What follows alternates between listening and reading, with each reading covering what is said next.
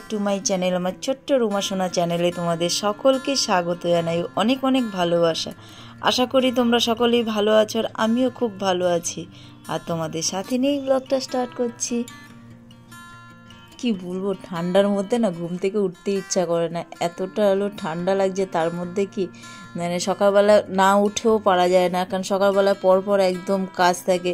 এদিকে সকালবেলা না উঠলে সব দিক দিয়েই দেরি হয়ে যাবে। আর এদিকে আমি কি করি, এদিকে সকালে যেদিন একটু উঠতে লেট হয়ে যায়, ওদের ছেলের পড়া থাকে, আমার এদিকে ঘরের কাজ থাকে, মানে একের পর এক কাজ করতে করতে কোথা দিয়ে টাইম কেটে যায় এটাও ঠিক বোঝা যায় না। অনেক সময় কি হয়, ঠান্ডার জন্য মানে বাইরে কুয়াশাটা থাকে বলে বাইরে হয়তো মর্নিং ওয়াকটা করতে পারি না।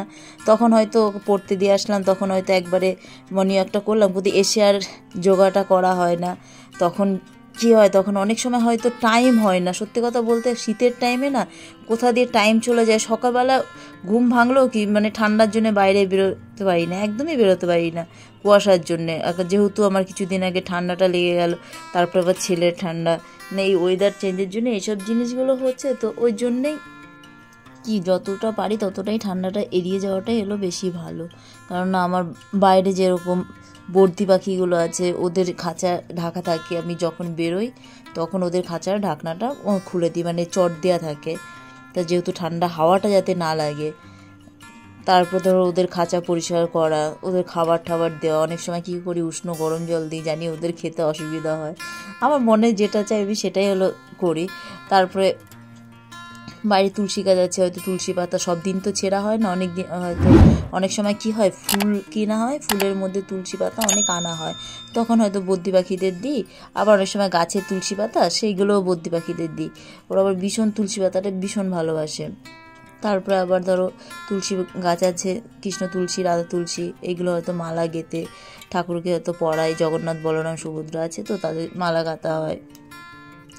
তারপর অনেকগুলো আবার ফুল গাছের টবও নিয়ে এসেছি, আবার ফুল গাছও নিয়ে এসেছি। আমার তো ভীষণ ভালো লাগে ফুল গাছ, মানে আর এই শীতকালে না সব থেকে বেশি ভালো লাগে যে কোনো ফুল, মানে চন্দ্রমল্লিকা থেকে শুরু করে মানে শীতের সিজনে বিভিন্ন ধরনের ফুল ওঠে আর খুবই ভালো লাগে। তো আমি আবার কী করেছি, কিছু ফুল গাছও কিনেছি, সেইগুলো আবার মানে সব আবার সুন্দর করে মাটিগুলো আবার চেলে সেইগুলোকে আবার টবে মানে মাটি দিয়ে তারপর একদম গাছগুলো লাগিয়েছি। তা আমি যতটা পেরেছি আমি ততটা ঠিক করে লাগিয়েছি গাছগুলো। তার মধ্যে কি গোলাপ ফুলই বেশি আছে, 12 মাসের গোলাপ ফুল আছে, তারপরে এমনিও ইয়েলো কালার আছে, রেড কালার আছে, তো এইসব গোলাপগুলো আছে। তারপর চন্দ্রমল্লিকাও আছে। তারপরে গাঁদা ফুল নিয়ে এসেছিলাম, গাঁদা ফুলের গাছ, এইগুলো সব লাগিয়েছি। তো প্রচুর গাঁদা ফুলও হয়েছিল। তো এখন মোটামুটি মানে হয়তো আর কদিন, হয়তো বেশি দিন হয়তো থাকবে না, হয়তো ফুল ছেঁড়া হয়ে গেলে গাছগুলো এমনি একটু শুকিয়ে যায়। আর ওইগুলো তো একদম খুবই ভালো আছে এখনও পর্যন্ত। ঝাউ গাছ নিয়ে এসেছি, মানে কালারিং ফুল, মানে খুব ভালো লাগে আমার ফুল গাছ, ভীষণই ভালো লাগে। আমি যখন আমাদের মানে বাড়িতে যখন ফুল গাছ লাগাতাম, বিভিন্ন ধরনের ফুল গাছ আমি খুবই ভালোবাসতাম। কি বলো তো, টবের মধ্যে ফুল গাছ লাগানো আর ডাইরেক্ট মাটিতে লাগানো অনেক আকাশ পাতাল তফাৎ থাকে। আর শীতের সিজনে দেখবে যে কোনো ফুল, ডালিয়া থেকে শুরু করে, খুব ভালো লাগে। আর বাড়ির সামনে যদি একদম একটু ছোট্ট করে বাগান করা হয় না, বিশেষ করে ফুল গাছের, আমার ভীষণ ভালো লাগে। তা আমি তো ভীষণ ফুল গাছ যেরকম ভালোবাসি, গাছপালা সেরকমই পাখি বলো, মাছ বলো, ভীষণ ভালোবাসি। মানে এইগুলো দেখো, হয়তো সময় লাগে সংসার সামলিয়ে সমস্ত কাজ করে, মানে এদের পিছনে সময় দেওয়া, এটা হলো চারটিখানি ব্যাপার না, ভীষণ সময় লাগে।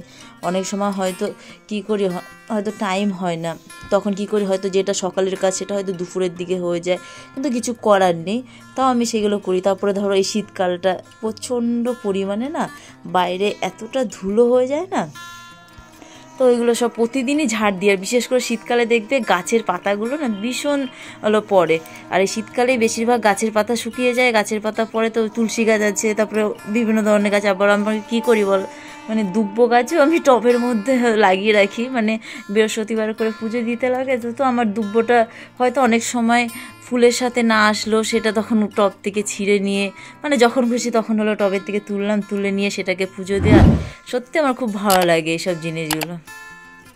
তো এইসব ছোটোখাটো মানে এই টবের থেকে, মানে টবের তুলসী গাছ থেকে শুরু করে, দুব্বো গাছ থেকে শুরু করে সমস্ত মোটামুটি আছে ফুল গাছ।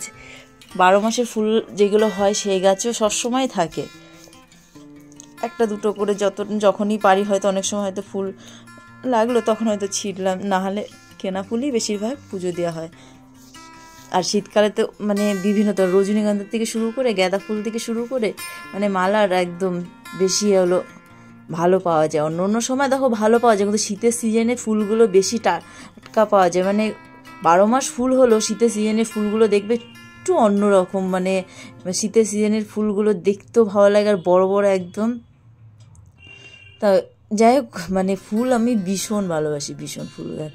তাই বাইরে সমস্ত ওইসব কাজকর্ম করতে করতে এদিকে 8টা 9টা, অনেক সময় 10টা বেজে যায়। অনেক সময় হয়তো লেট হয়ে গেলে তখন আবার কি করি, এইদিকে মানে সকালের দিকে ব্রেকফাস্টটা করে নিয়ে তারপরে আবার বাকি কাজগুলো পরে আমি করি। তো অনেক সময় কি হয়, রাতে মানে মর্নিংয়ে ব্রেকফাস্ট করবো বলে রাতে মটর ভিজিয়ে রাখি, সেটা সকালের দিকে হয়তো রান্না করতে সুবিধা হয়, খুবই সুবিধা হয়। তারপর দেখো অনেক সময় যোগা করা হয় না বলে এটা হলো ম্যাট, এটা ইলেকট্রিকে চলে, এটা সবার জন্যই খুবই ভালো। তো এইটা আমি ব্যবহার করি, এইটা আমার দিয়েছে শাশুড়ি মা দিয়েছে, এটা 2 বছর হয়ে গেছে দিয়েছে, কারণ ওই বাড়িতেও আছে আমার এই বাড়িতেও মানে দিয়েছে। আর সত্যি কথা গরমকালে তো এটা ব্যবহার করা হয় না, শীতকালে যাবো ব্যবহার করা হয়, কিন্তু সবসময় হয় না। অনেক সময় কী হয়, কাজের ক্ষেত্রে সকালের দিকে ব্যবহার করতে পারি না, হয়তো সেটা বিকেলের দিকে নিলাম। মানে গরম যে ম্যাটটা, যে গরম তাপটা ভীষণ ভালো, ভীষণ। তোমাদের সাথে গল্প করতে করতে দেখো সমস্ত কাজও সারা হয়ে গেল। এরপরে রান্নার পালা, মানে পরপর রান্না করতে থাকবো সারাদিন। তারপর তো আছেই জামা কাপড় ধোয়াধুয়ির থেকে শুরু করে কত কাজ আছে, মানে কোনটা থেকে কোনটা করবো তার কোনো শেষ নেই। আর নতুন ফেসবুক পেজ ছোট্ট রুমা সোনা, আর ইনস্টাগ্রামও ছোট্ট রুমা সোনা, যারা প্লিজ নতুন আছো তারা প্লিজ পেজটাকে ফলো করো। যাই হোক, ব্লগটা আর বেশি একটা বড় করলাম না। আর যদি ব্লগটা ভালো লাগে তাহলে লাইক শেয়ার সাবস্ক্রাইব অবশ্যই করো। তোমরা ভালো থেকো, সুস্থ থেকো, গুড বাই। দেখা হচ্ছে নতুন একটা ব্লগের সাথে।